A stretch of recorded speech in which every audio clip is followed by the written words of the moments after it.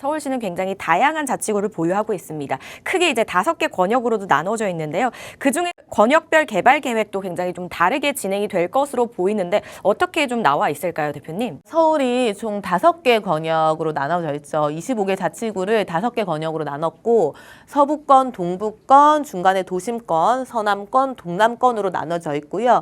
이번에 서울시에서 업무 계획을 발표한 거에는 4개 권역에 대한 계획만 좀 구체적으로 발표를 했다 보시면 되고 여기 도심권이 빠져 있고 서랑 동부권, 서랑 동남권에 대한 개발 계획들이 좀 나왔다 보시면 돼요. 일단 동남권 쪽이면 이제 강남 쪽부터인 거죠. 그쪽 라인에 영동대로 지하 복합 개발 사업을 추진한다. 이게 준공이 28년도 10월로 일단 예정이 돼 있죠. 밑으로 내려오면 잠실 운동장 이 리모델링 하는 거거든요. 이런 거 같은 경우도 지금 26년도 12월에 지금 예정이 돼 있는 건데 결국은 이 지금 현대차 GBC 부지 그 삼성동이죠. 그쪽에 대한 개발과 잠실 종합운동장 리모델링을 같이 동시다발적으로 추진을 하면서 여기를 서울국제교류 복합지구로 조성을 하겠다는 거고요. 여기 일대가 개발이 되면 보시면 이 초록색이 보이실 거예요. 주변 일대를 녹지를 더 조성을 하고 잠실 같은 경우는 한강과 연계를 해가지고 개발을 할 건데 그 잠실 종합운동장 야구장을 볼 때 단순히 야구만 보는 게 아니라 한강 조망을 같이 볼 수 있게끔 그렇게 리모델링을 하겠다는 거고요.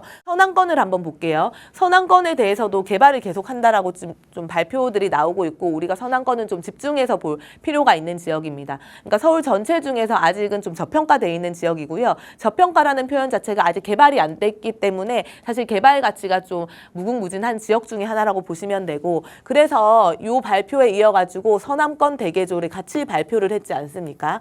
이런 것들 큰 골조 보시면 될 것 같고요. 김포공항 자체를 미래 신교통 거점 조성 및 첨단 산업 클러스터로 구축을 하겠다라는 거고요. 이 공사 자체를 26년도부터 29년도에 하겠다는 거예요. 김포공항 개발을 할 거고 주변 일대 정비 사업들을 체계적으로 진행을 할 건데 김포공항 자체가 원래 고도 제한에 막혀 있죠. 그러다 보니까 그 고도 제한이 있는 상태에서는 추가적으로 정비 사업들을 같이 진행을 해도 이게 사업성이 별로 안 나오죠. 그 고도 제한 완화에 대한 용역 발주까지 좀 했고 이 상황들을 지켜보면 될 것 같고요. 동부권 같은 경우도 사실 동부권의 거점 핵심지라고 하면 창동역 일대, 노원역 일대라고 보시면 되죠. 그 일대도 문화예술 거점으로 일단 조성을 할 거고 일자리를 같이 만들 거고요. 일자리 만들면서 이제 수요가 많아지니까 배우 주거지를 일단 신개념으로 재건축을 할 계획을 같이 가지고 있는 곳이 이 일대라고 보시면 되는 거고요. 창동역 일대에 로봇 인공지능 과학관은 8월 달쯤에 이제 개관이 됐고요. 사진미술관 같은 경우는 11월에 개관이라고 돼 있는데 아직 개관은 안 된 걸로 제가 알고 있고 이제 여기는 거의 마무리 다 됐기 때문에 개관은 될 거고 여기서는 지금 창동 차량기지 일대랑 운전면허 시험장을 우선은 이전을 해야 그쪽에 업무타운이 배치가 되고 문화공간이 배치가 되는 거거든요. 이게 좀 풀어야 되는 숙제인데 요거를 계속 이전 얘기를 하고 있는 단계라고 보시면 됩니다. 이전이 되고 나면 아마 개발에 대한 속도는 붙을 거다라고 보시면 될 것 같고 동부간선도로 중랑천 있는 옆에 동부간선도로 지화하고 그 지상에는 공원화해서 이제 시민들에게 다시 돌려주겠다는 거고요. 중랑천 일대도 사실 지금도 많이 개발이 돼 있어서 시민들이 많이 찾고 있는데 앞으로도 좀 발전이 계속 이제 속도가 붙어서 진행이 될 거다라고 보시면 될 것 같습니다. 서부권이고요. 여기는 수색역부터 DMC역 일대에 복합개발 사업을 추진 지금 하겠다고 했어요. 이게 수색역이고 여기가 DMC역이고 더 옆에 가면은 가자역이 있거든요.